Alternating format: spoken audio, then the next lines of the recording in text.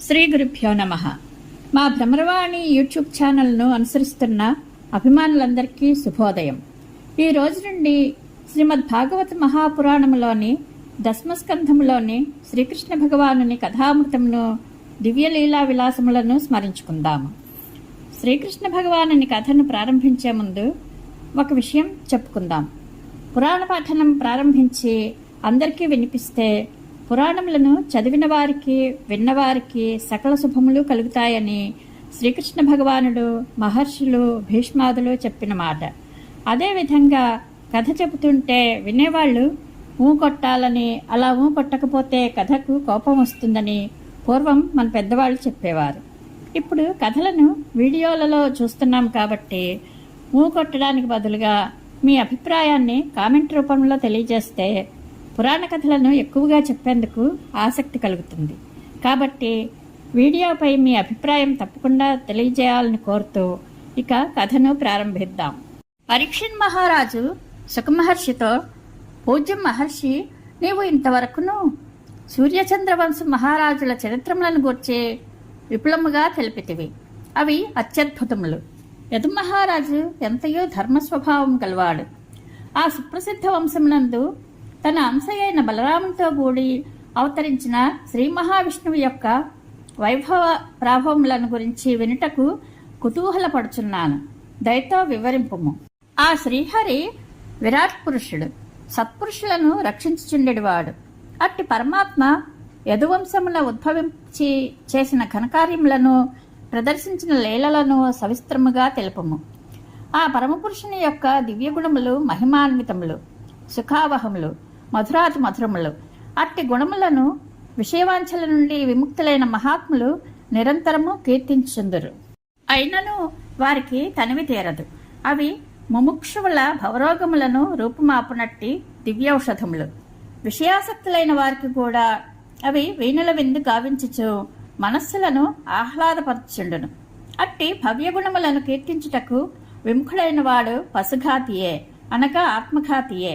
యుద్ధమున కౌరవపక్షమున నిలిచిన భీష్మాదులైన అతిరథులు దేవతలను కూడా జయింపగల సమర్థులు. అట్టి భీష్మాదులు అనేది తిమంగళములతో కూడినది కౌరవ సైన్యమనడి సాగరము. అపారమైన ఆ సైన్య సముద్రమును దాటుట ఎట్టివారికైనను అసాధ్యము. కానీ నా పితామహులైన పాండవులు కృష్ణ భగవానుని పాదపద్మములంటి లోకను ఆశ్రయించి ఆ సాగరమును గోష్పాదం వల్లే అవలీలగా దాటిరి. సుఖమహర్షి, నా ఈ శరీరము కౌరవుల పాండవుల వంశములు నిలబడుటకు మూలము. అది నా మాతృగర్భములందు ఉన్నప్పుడే అశ్వత్థామ ప్రయోగించిన బ్రహ్మాస్త్రముచే దగ్ధమైనది. అట్టి స్థితిలో మా తల్లి అయిన ఉత్తర కృష్ణ పరమాత్మను శరణుజొచ్చినది. ఆ పురుషోత్తముడు తన సుదర్శన చక్రము చేబూని మా జనని గర్భమున ప్రవేశించి నన్ను పరిరక్షించెను. మహాత్మ, ఆ విరాట్ పురుషుడు సకల ప్రాణుల యొక్క లోపలను వెలుపలను విలసించుండును. అతడు కాలస్వరూపుడై ఆత్మదృష్టి గల జ్ఞానులకు మోక్షమును ప్రసాదించుండును. బాహ్యదృష్టి గల అజ్ఞానులకు జనన మరణ క్లేశములతో కూడిన సంసార బంధములను కల్పించుండును. అట్టి ప్రభువు మానవ రూపంలో ప్రతీతుడగుట ఆయన యొక్క లీలా విశేషమే. ఐశ్వర్య మాధుర్య విలసితములైన ఆ స్వామి లీలలను వర్ణింపుము. మహాముని బలరాముడు రోహిణీతనయుడని నీవు ఇదివరకు తెలిపియుంటివి. అనంతరము ఆయనను దేవకీ పుత్రులలో ఒకడుగా పేర్కొని ఉంటివి. ఒకే శరీరముతో ఇద్దరు తల్లులకు కుమారుడు ఎట్లయ్యను? అసురులకును ముక్తినిచ్చివాడు, భక్తులకు తన వాత్సల్యమును పంచి ఇచ్చివాడు అయిన శ్రీకృష్ణ భగవానుడు తన తండ్రి ఇంటి నుండి గోకులములకు ఎందులకు చేరెను? భక్తవత్సలుడైన ఆ యదువంశ శిరోమణి నందాది గోపాలులతో ఎచ్చడెచ్చట నివసించెను. బ్రహ్మదేవుని పరమశివుని శాసింపగల ఆ ప్రభువు గోకులములందును మధురలోనూ వనర్చిన లీలలు ఎట్టివి? ఆ ప్రభువునకు సాక్షాత్తుగా మేనమామ అయినందున కంసుడు వధార్హుడు కాదు గదా, మరి ఏల చంపెను? సచ్చిదానంద స్వరూపుడైన శ్రీకృష్ణుడు మానవ రూపంలో ధరించి యదువంశరాజులతో కూడి ద్వారకానగరములందు ఎంతకాలము నివసించెను? సర్వశక్తిమంతుడైన ఆ ప్రభువునకు ఎంతమంది భార్యలు ఉండేరి? మహాముని శ్రీకృష్ణుని లీలలను గూర్చి నేను అడిగిన వానిని అడగని వానిని కూడా విపులముగా తెలుపుము. ఏలయన సర్వజ్ఞుడైన నీవు అందులకు సమర్థుడవు. నేను శ్రద్ధగా వినగోరుచున్నాను. మహాత్మా, నీ ముఖారవిందము నుండి జాలువార్చున్న శ్రీహరి కథామృతమును త్రాగుచుండుట వలన నా మనస్సు పరవశించిపోవచ్చున్నది. ప్రాయోపవిష్టుడనయ్యున్న నన్ను దుస్సహమైన ఆకలి దప్పులు కూడా ఏమాత్రమూ బాధించటలేదు అని ఈ విధముగా పరీక్షిన్ మహారాజు శ్రీసుఖ మహర్షిని కోరెను. సూత మహాముని సౌనక మహర్షి పరీక్షిత్తు యొక్క సముచితమైన అభ్యర్థనను ఆలకించి భాగవత శిరోమణి అయిన మహాత్ముడగు సుఖయోగి సవిస్తరముగా తెలుపుటకు ప్రారంభించెను. ఆ స్వామి యొక్క వృత్తాంతము కలికల్మషములను రూపమాపినట్టిది అని పలికెను. శ్రీశకుడు చెప్పెను, మహారాజా, వాసుదేవుని కథలయందు నీకు గల నిష్ఠ, అభిరుచి మిగుల ప్రశంసింపదగినవి. వాటిని చక్కగా వినవలనండి నీ నిశ్చయబుద్ధి సముచితమైనది.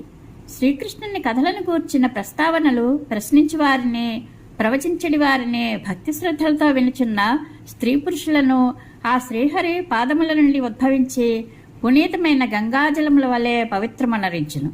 రాజ్యాధికారములను పొందిన దైత్యులు గర్వోన్మత్తులై లక్షల సంఖ్యలో భూమండలమును ఆక్రమించిరి. వారి భారములకు తట్టుకొనలేక శోక సంతప్తయ్యున్న భూదేవి రక్షణ కొరకే గోరూపమున బ్రహ్మదేవుని శరణుజొచ్చెను. ఆ దేవి ఖిన్నురాలై ఆక్రందించుచు దైన్యముతో బొటబొట కన్నీరు కార్చుండెను. ఆమె ఆ పితామహుని సమీపించి ఆయనకు తన గోడును విన్నవించుకొనెను. అంతటా బ్రహ్మదేవుడు ఆమె బాధను సావధానముగా ఆలకించెను. అనంతరము అతడు ఆ భూదేవితో, శంకరునితో, తదితర దేవతలతో కూడి క్షీరసాగర తీరమునకు చేరెను. శ్రీ మహావిష్ణువు సకల దేవతలకును ఆరాధ్య దైవము, జగద్రక్షకుడు, భక్తుల యొక్క క్లేశములను తొలగించి వారిని అనుగ్రహించు ప్రభువు. అట్టి పరమపురుషుని గూర్చి బ్రహ్మదేవుడు సమాహిత చిత్తుడై పురుష సూక్త మంత్రముల ద్వారా ప్రస్తుతించెను. పిమ్మట బ్రహ్మదేవుడు సమాధి స్థితి యందు అశరీరవాణిని విని అనంతరము దేవతలతో ఇట్లు పలికెను. సురలారా, ఆ పురుషోత్తముని వచనములను నేను వింటిని. వాటిని మీరు శ్రద్ధగా వినండి. ఇక ఏమాత్రము విలంబము చేయక ఆ శ్రీహరి వచనములను శిరసావహింపుడు. సర్వేశ్వరుడైన శ్రీహరి భూదేవి క్లేశమును గూర్చి ఇంతకు పూర్వమే ఎరుగును. అందువలన మీరు మీ అంశలతో యదువంశమునందు జన్మింపుడు. ఆ ప్రభువు తన కాలశక్తి ప్రభావమున భూభారమును తొలగించుచు తన లీలలను ప్రదర్శించినంత వరకును మీరు అందరూ ఆ స్వామిని అనుసరించుచు సంచరించుండు. పరమపురుషుడైన శ్రీ మహావిష్ణువు వసుదేవుని ఇంట స్వయముగా కృష్ణ భగవానుడై అవతరింపగలడు. కనుక ఆ స్వామిని సేవించుటకై సురభామినులు ఎల్లరూ గోపికలై జన్మింపవలను. 1000 పడగలు గల ఆదిశేషుడు ఆ శ్రీహరి యొక్క అంశయే.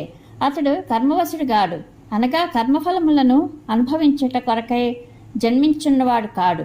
శ్రీహరి కృష్ణుడై అవతరింపకముందే ఆ అనంతుడు ఆ స్వామికి ప్రియములైన కర్మలను ఆచరించుటకై ముందుగా అవతరించును.